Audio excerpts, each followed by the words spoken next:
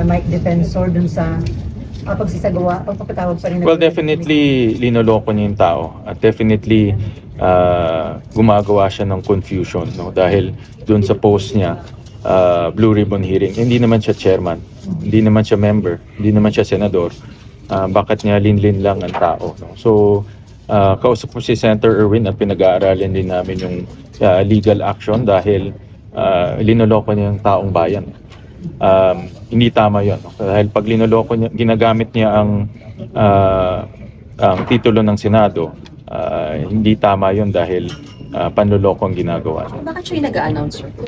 Hindi ko rin alam kung bakit. Ano. Well, tingin ko, para lokohin ang tao at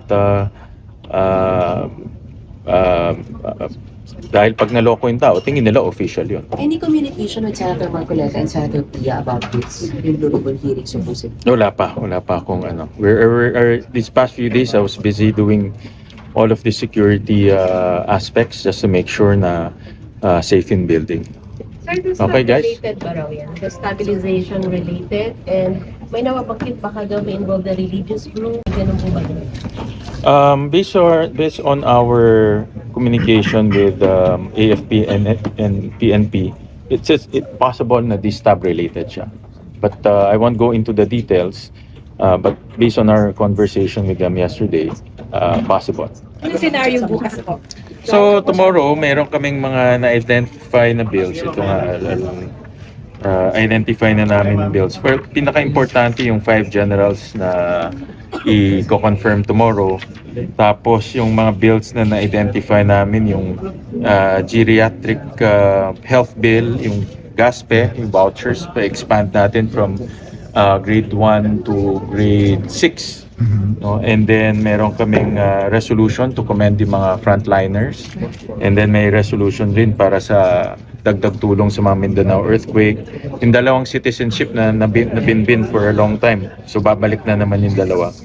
At may dalawang agriculture bill si Senator Pangilinan na itatakal namin bukas. So Sir, those are the 13 na kayo items. bukas. What's the 13 na ba kayo possibility bukas? makapag-elect ng SP, sir?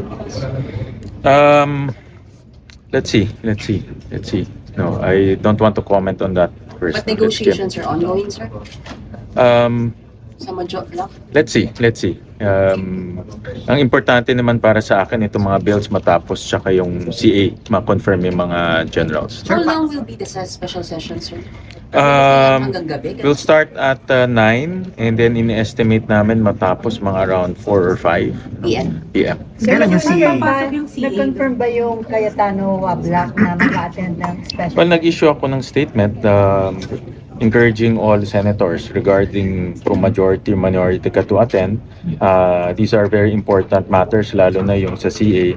In fact, sa CA, lumampas na nga sa doon sa time na dapat ibigay natin sa mga generals. But importante kasi ito, no? Hindi sila mapropromote at makaka-apekto to sa kanilang mga gagawin later on. So, Confirm, sir? Confirm, sir? Kay Tano Block? I'm calling on all of them. No? Wala pa ako nakakausap from their block. Sir, kailan ng CA? Anong schedule ng CA? Ang CA ang target namin mga around 11. So yung session magbe-break? Yes, magbe-break kami. Babalik na lang kayo? Yes, babalik kami mga around 3 or 4. Si Senator Joel pala na po. Hindi ko muna sasagutin yan. Sir, yung Pero sir, nakausap na kayo, sir? nakausap Nagkausap kayo ni Senator? Hindi pa kami nagkakausap. Pero yung holding his promise na Yung public sa statement kanyang niya. video, yung public statement niya na Viradel. Well, para sa akin, importante na we approve all of these bills. Huwag natin sayangin in special session dahil this is an opportunity sa atin na matapos yung mga nabinbin. So, yeah, that's why importante na yung mga senators natin maka-attend bukas. So paano kung hindi sila umattend, yung block nila, makakapagpatuloy pa? Yes, because of the yung Avellino case, may quorum tayo. And pati sa CA, kahit sa CA. Yeah, kahit may sa CA. Sa CA naman, kasama natin ni House. Nakausap ko si Speaker this past few days at committed sila to come in. So, full force sila na dadating Sir, sa CA. ba't yung pala dinilit yung social media post yung tungkol mo sa 16 to convict sa impeachment? No, everything is in my website. No? So, Merong hindi ko alam kung ano yung sa social media, but importante yun sa website. So it's still 16 as Yes. far as you're concerned. As far as I'm concerned, it's not as far as I'm concerned. In the Constitution, it's 16. 16 Sir, to Yeah, 2 to yeah. 3 weeks So all na- of those are in my website. Sir, 2 to 3 weeks na lang impeachment trial. How are you preparing? How are the senators preparing right now? Well, yesterday, nag-file na ng pre-trial brief, both sides. And so, ang kakapal nga ng pre-trial brief, no? 60 pages, yung both sides. So, we need to review that. This Thursday, mag-umpisa na yung pre-trial conference. So, the team, our impeachment team is preparing for that. But largely administrative to, no? Para lang malaman natin kung ilan yung mga ebidensyang i-present, ilan yung mga testigong i-present.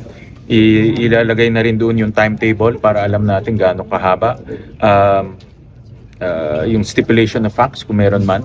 So all of those ilalatag na para pagdating sa trial, dire-diretso na For tayo. the record, sir, you will preside the trial o maglalagay kayo ng ibang Yes, presiding officer? yes. I will preside the trial. Sir, wala na election ng iba pa. Walang iba. Not Senator Chis. For now, no? For now. Well, for Sir, now. kamusta lang yung threat sa Senado, sir? Okay. Well, yesterday nagkaroon kami ng meeting with AFP and PNP, and they recommended to us to continue itong heightened security measures. I can't go into the details, no? But kasama ko si Senator Ping, si SP Soto. We met with SP Soto kasi ang chairman ng National Defense Committee.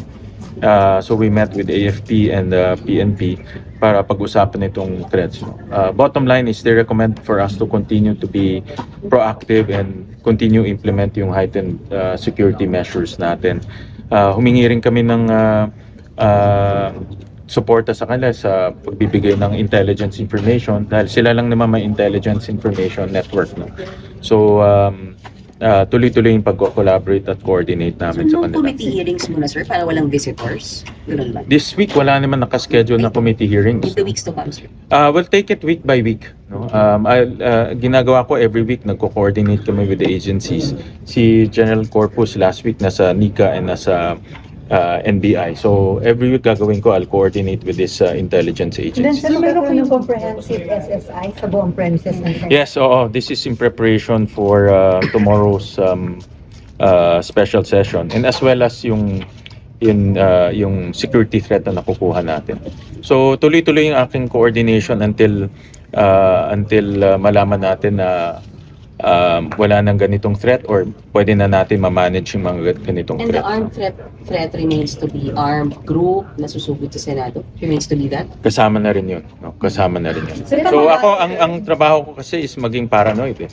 Para maging safe ang mga empleyado, safe kayo lahat. No? So I'm doing this in order to make sure na safe ang mga empleyado natin at premises natin. So there's a validate yun yung threat? Yeah. Yes, continue yung validation ng mga security agencies natin. So, kine-cross-reference din namin.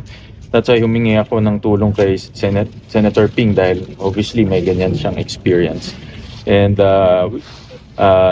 we all agreed that let's continue to impose itong heightened security measures Sir, may natin. pag-aaral ba yung Senate leadership kung may violation sina Mike Defensor dun sa pagsasagawa o pagpatawag pa rin? ng- Well, definitely linoloko niya yung tao. At definitely gumagawa siya ng confusion, no? Dahil dun sa post niya, Blue Ribbon Hearing, hindi naman siya chairman, hindi naman siya member, hindi naman siya senador. Bakit niya linlin lang ang tao, no? So, kausap ko si Senator Erwin at pinag-aaralin din namin yung legal action dahil linoloko niya yung taong bayan. Hindi tama yon dahil pag linoloko niya, ginagamit niya ang titulo ng Senado, hindi tama yon dahil panloloko ang ginagawa niya. Bakit siya yung nag-a-announce, sir? What do you mean? Hindi ko rin alam kung bakit. Ano. Well, tingin ko, para lokohin ang tao at dahil pag naloko yung tao, tingin nila official yun. Any communication with Senator Marcoleta and Senator Pia about this? Yung Blue Ribbon hearing supposedly? Wala pa akong ano.